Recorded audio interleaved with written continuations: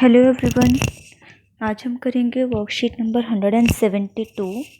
Worksheet हमारी हिंदी की है और आज हम मुहावरे सीखेंगे। बहुत सारे मुहावरे अलग अलग टाइप के, उनके बारे में हम लोग आज डिस्कस करने वाले हैं और साथ ही हम लोग विशेषता बताते हुए एक जो स्वामी का दोस्त था राजम, उसके बारे में भी कुछ लाइंस लिखेंगे। स्टार्ट करते हैं आज की वर्कशीट। हमारी डेट है आज की 18 फरवरी 2021। प्यारे बच्चों, आशा है कि आप सभी ने पाठ स्वामी की दादी को पढ़ लिया होगा। स्वामी अपनी दादी को अपने मन की बात बताकर बहुत खुश होता था। यह बात इस तरीके में भी कही जा सकती है, दादी को अपने मन की बात बताकर स्वामी की खुशी का ठिकाना न रहता था। खुशी का ठिकाना न रहना एक मुहावरा है जिसका अर्थ होता है बहुत खुश होना। मुहावरे के प्रयोग के बाद अधिक रोचक व आकर्षक हो जाती है। यानी कि मुहावरे हम लोग यूज़ करते हैं अपनी जो राइटिंग है, अपनी जो सेंटेंस है, उसको बहुत और ज़्यादा अट्रैक्टिव बनाने के लिए, और ज़्यादा एफिशिएंट और अच्छा बनाने के लिए। तो स्टार्ट करते हैं। प्रश्न 1, हमें कुछ मुहावरे दिए गए हैं। इस मुहावरे को हमें पूरा करना है, साथ के साथ हमें इनके सेंटेंस बनाने हैं। ईद का चांद होना, तो चांद का हम लोग यहाँ पर सेंटेंस जो वर्ड है वो आएगा ईद का चांद होना। जब से मोहन ने दूसरे शहर में अपनी दुकान खोल ली है, तब से वह ईद का चांद हो गया है, यानी कि बहुत बहुत दिनों में दिखाई देता है। दांत खट्टे करना, दांत खट्टे करना यानी कि किसी को हरा देना। महाभारत में पांडवों ने कौरवों के दांत खट्टे कर दिए थे। नेक्स्ट है आँख का तारा होना। आँख का तारा होना यानी कि बहुत प्यारा होना। माँ बाप की आज्ञाकारी बच्चा माँ बाप की आँखों का तारा होता है। आज्ञाकारी बच्चा, आज्ञाकारी वर्ड मैंने यहाँ पर ऐसे लिखा हुआ है, आप आज्ञाकारी ज्ञानी वाला लिख करके इसको कर सकते हैं, ठीक है। आज्ञाकारी बच्चा। नेक्स्ट है घी के दिए जलाना। घी के दिए जलाना यानी कि बहुत खुशी जाहिर करना। बोर्ड परीक्षा में प्रथम आने पर कोमल के घर में सबने घी के दिए जलाए। हो गया। नेक्स्ट आते हैं हम प्रश्न 2। नाक में दम करना एक मुहावरा है, यानी कि बहुत परेशान करना।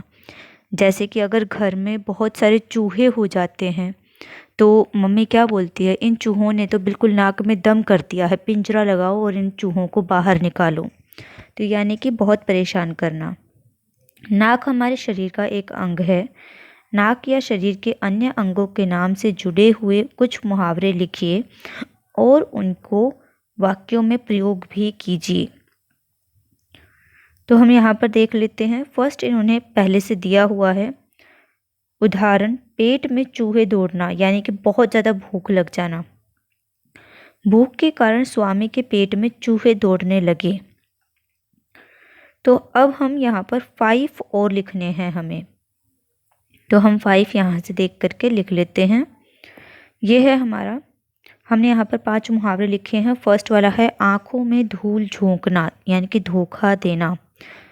तुमने उसकी आँखों में धूल झोंक दी। नेक्स्ट है हमारा अंगूठा चूसना, बड़े होकर भी बच्चों की तरह नासमझी की बात करना। कभी तो समझदारी की बात किया करो, कब तक अंगूठा चूसते रहोगे। अगला है अपना सा मुँह लेकर रह जाना, यानी कि लज्जित होना। अपनी झूठी बात की वास्तविकता का पता लगने पर वह अपना सा मुँह लेकर रह गया। नेक्स्ट है अपने पैरों पर खड़ा होना यानी कि स्वावलंबी होना। जब तक लड़का अपने पैरों पर खड़ा न हो जाए तब तक उसकी शादी करना उचित नहीं है। और लास्ट है हमारा आँख चुराना यानी कि बचते घूमना या फिर छिप जाना। मुझसे रुपए उधार लेने के बाद मोहन निरंतर आँख चुराता रहता है, मेरे सामने नहीं आता। नेक्स्ट आते हैं हम वापस अपनी वर्कशीट पर। वर्कशीट पर हमें आगे दिया हुआ है प्रश्न 3। प्रश्न 3 में हमें लिंग बदलने हैं और लिंग बदलकर सेंटेंस वापस लिखना है। तो फर्स्ट है हमें राजम के पिता, जो हमें गहरे रंग में वर्ड लिखे हैं उन्हीं के लिंग बदलने हैं। राजम के पिता एक जंगल में डेरा डाले हुए थे। तो राजम की माँ, पिता का उल्टा माँ, जंगल में डेरा डाले हुए थी। मैंने वह मेडल तुम्हारी बुआ जी को दिया। तो बुआ जी का हमने चेंज कर दिया फूफा जी। मैंने वह मेडल तुम्हारे फूफा जी को दिया। दादी जी काफ़ी प्रभावित हुई। दादाजी काफ़ी प्रभावित हुए। 2 शेर राजम पर झपटे थे। 2 शेरनी राजम पर झपटी थी। इसको हम ठीक कर लेते, झपटी थी। नेक्स्ट है हमारे पास, वह तो बहुत प्यारा लड़का है। वह तो बहुत प्यारी लड़की है। दादी जी राजा की कहानी सुनाते हुए सो गई। दादी जी रानी की कहानी सुनाते हुए सो गई। ठीक है, नेक्स्ट आते हैं प्रश्न 4। प्रश्न 4 में हमें दिया है कि आपने स्वामी के मित्र राजम के बारे में पढ़ा। स्वामी उससे बहुत प्रभावित था। क्या आप भी आपके किसी दोस्त से इतने प्रभावित हुए? यदि हाँ तो बताइए किससे और क्यों। ये हर बच्चा अपना अलग अलग लिखेगा, क नंबर क्वेश्चन, क्योंकि हर बच्चे के अपने अलग एक्सपीरियंसेस होते हैं। नेक्स्ट है, अपनी कल्पना से राजम का एक चित्र बनाइए और उसकी कुछ विशेषताएं भी लिखिए, यानी कि आपको राजम की खास बात लिखनी है। तो हम यहाँ पर देख लेते हैं राजम की खास बात। मैंने यहाँ पर 5 लाइन्स लिखी है राजम के बारे में। राजम की पहले पिक्चर बनाएंगे अपने हिसाब से, और फिर नीचे मैंने लिखा है फर्स्ट लाइन, राजम स्वामी का मित्र है। राजम को बंदूक चलाना भी आता है क्योंकि उसने बंदूक चलाकर, गोली चलाकर शेर को मार दिया था। राजम के पिताजी के पास पुलिस वर्दी भी है। राजम बहुत बहादुर लड़का है। राजम गणित में बहुत होशियार है क्योंकि गणित में उसके 100 में से 90 नंबर आए थे। नेक्स्ट आते हैं वापस अपनी वर्कशीट पर। वर्कशीट हमें दी है मुहावरों के और अधिक अभ्यास के लिए रिमझिम की पाठ्य अभ्यास पुस्तिका 128 पेज करना है और लिंग के अभ्यास के लिए 118 नंबर पेज करना है। तो ये हम निकाल लेते हैं।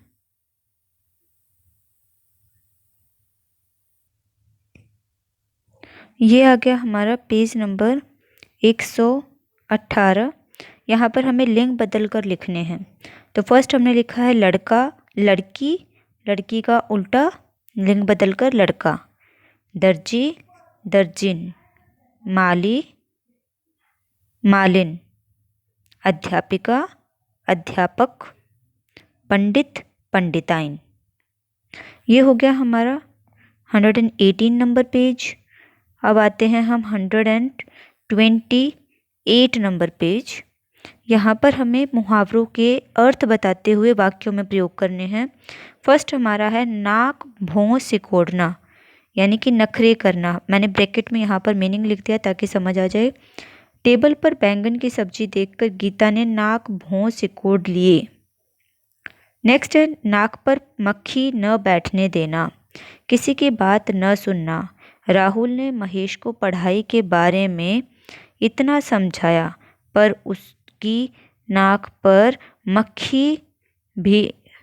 उसने अपनी नाक पर मक्खी भी न बैठने दी। नाक ऊंची करना, इज्जत बढ़ाना। पापा हर जगह आप अपनी नाक ऊंची करना जानते हैं। नाक रख लेना यानी कि इज्जत रखना। बदतमीज रिया ने अपनी मम्मी की बात मानकर रिश्तेदारों के सामने या आगे नाक रख ली। नाक का बाल होना, नखरे दिखाना।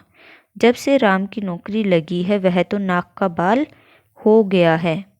आप यहाँ पर ध्यान से देख पा रहे होंगे कि हमारे पास 5 मुहावरे दिए गए हैं और 5 के 5 नाक पर बेस्ड है, लेकिन सबके मीनिंग्स अलग हैं और सबके सेंटेंसेस अलग अलग जगह पर वर्ड्स यूज़ होते हैं।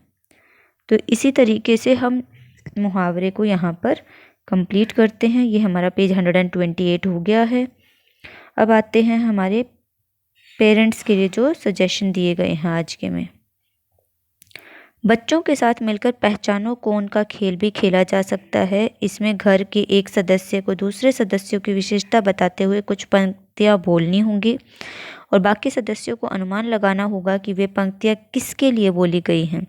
इस खेल के माध्यम से बच्चों को सिखाएं कि हमें दूसरों के सद्गुणों की प्रशंसा करनी चाहिए और उन गुणों को अपनाने का प्रयास भी करना चाहिए। और यहाँ हमारी वर्कशीट कंप्लीट होती है। अपने पेरेंट्स के साथ पहचानो कौन का खेल जरूर खेलेंगे।